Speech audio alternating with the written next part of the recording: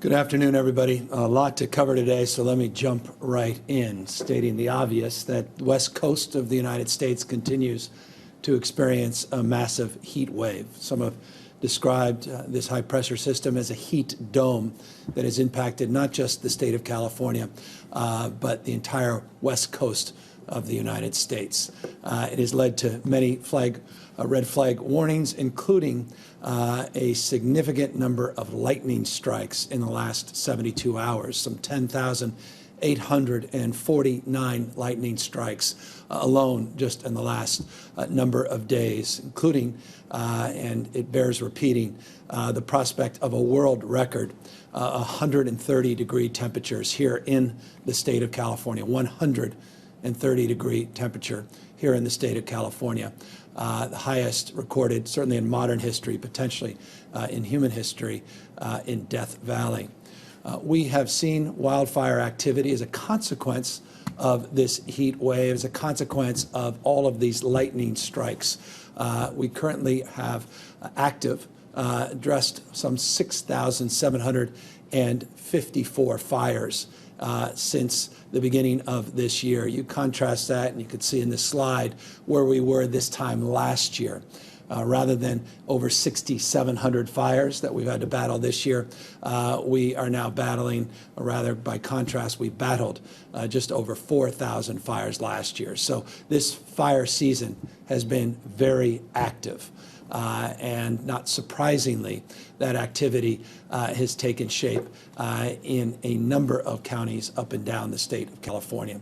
We've declared a statewide emergency yesterday, which fundamentally helps us avail ourselves of resources to combat these fires, both within the state and in terms of our mutual aid system across the western United States. And I'll talk more about that in a moment, and obviously draw down federal support as well.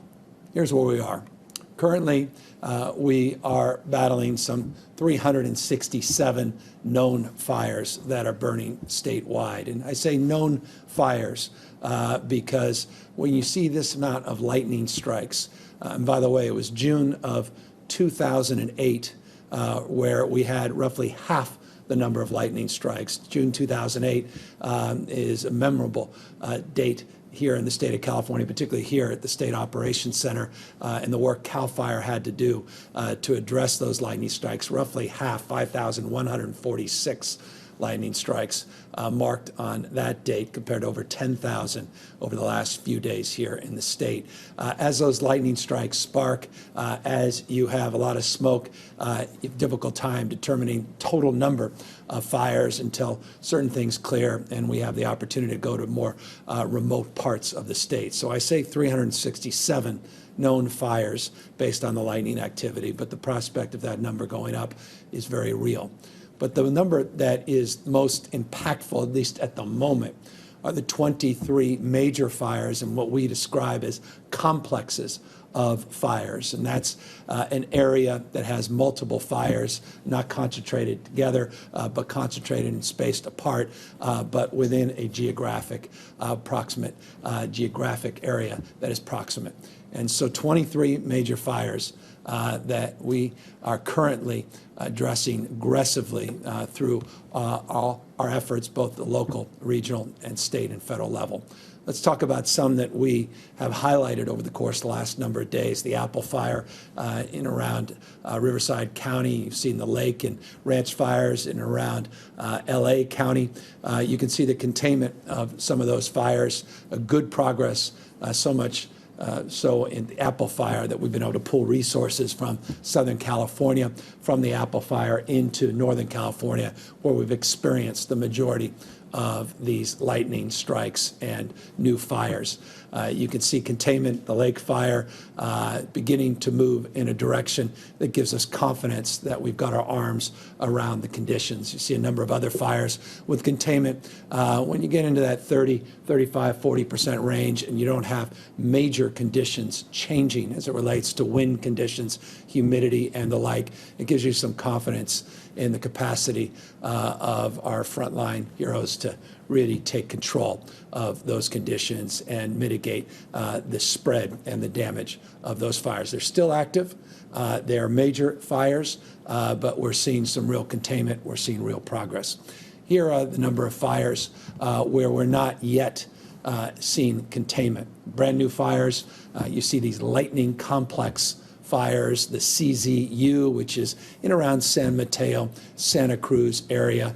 That's a complex of fires, 22 fires within that complex, working aggressively to contain those fires. The LNU lightning complex, similarly, a number of different fires, this in around Lake County, Napa County, a little bit around Sonoma County. These fires break out, the Gamble Fire, Hennessy Fire, et cetera, et cetera. Again, working aggressively to contain the environment in and around those fires. Carmel Fire and the Jones Fire, which has gotten a lot of attention in and around Grass Valley, Nevada City. That more of a grass brush fire at the moment. There's been evacuations related to that. The 5% containment looks modest, but there's a sense of optimism as it relates to that fire. Again, that optimism can dissipate pretty quickly as the wind conditions change, humidity, and other conditions change. But nonetheless, those are the larger fires that we are addressing in real time. Again, 23 all up and down the state of California that we mark as quote-unquote major fires, hundreds of fires throughout the state of California because of this extraordinary weather that we're experiencing and all of these lightning strikes. So look, this is what the state does. We are quite familiar with these challenges, and everybody watching is quite familiar with the challenges of wildfires here in the state of California as well.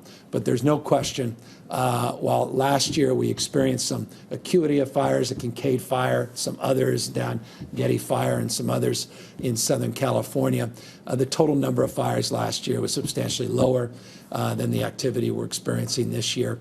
And what has occurred over the last 72 hours is certainly stretched the resources of this state.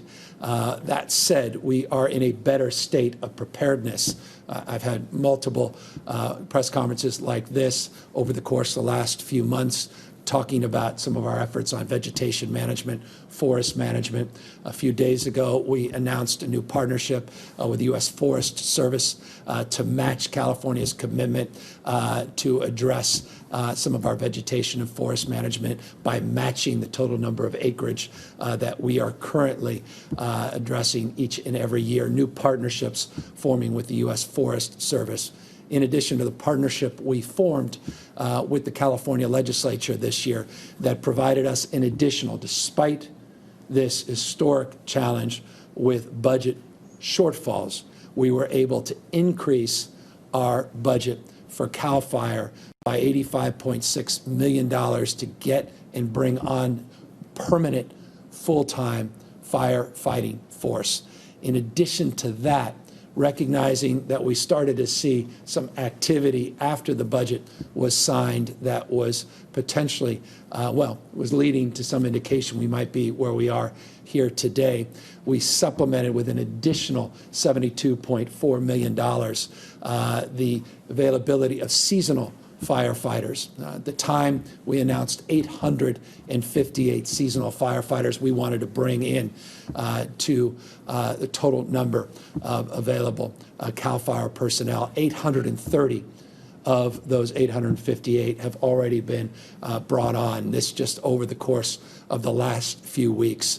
That supplemental commitment was timely, and we certainly are now a beneficiary of some of those new firefighting resources. By the way, in addition to the CAL FIRE personnel we brought on, we also tried to supplement some of our hand crews and some of the work at the California Conservation Corps, and those Corps members were part of that $72.4 million. So they have come on board, and they're out there on the front lines helping support our National Guards men and women, supporting our local frontline personnel, as well as some of our federal personnel. We have requested what we refer to as an EMAC, and this is our emergency assistance program with states all across the western United States. We've now requested 375 EMAC, meaning engines, to come from other states. I had the pleasure, and I want to thank publicly Governor Ducey of Arizona for his support, and they've sent equipment here to the state of California. Governor Sisolak in Nevada has sent equipment here into the state of California. A pending request that has been green-lighted by Governor Abbott. I want to thank him as well publicly. In Texas, they will be sending some crews and some support. The stretch these requests is not lost on anyone who's following this space. When you have a West Coast heat wave, we have fire activity all across the western United States, putting pressure on those assets within the states, and that includes up in the north, or the Pacific North coast, and areas of Oregon and Washington State as well. So complicating this picture, challenging time, but one where, again, we're very familiar, one we're more than capable of stepping up and doing everything we can to meet the moment. World-class firefighting force, world-class equipment that we have made substantial investment over the course of the last 4 or 5 years to upgrade. I've spent many occasions with you out there highlighting some of the new firefighting suppression technology that we have, the new infrared camera systems, our capacity satellite technology, our aerial reconnaissance efforts that have been supplemented and supported with National Guard, among others. The partnerships, again, we have been forming locally and federally, as well as some of these procurements that have been highlighted as it relates to some, well, no longer Vietnam War era suppression with alt Huey helicopters, but now finally bringing on some of these new Black Hawk helicopters will allow faster time to suppression and allow more personnel as well as more safety and more firefighting suppression capacity. And ultimately, when the training is fully advanced, will allow us some nighttime suppression as well. So putting everything we have on these fires, they're stretched all across the state of California, and we're now getting the support of some of our partners in the western United States. And for that, again, we're very grateful.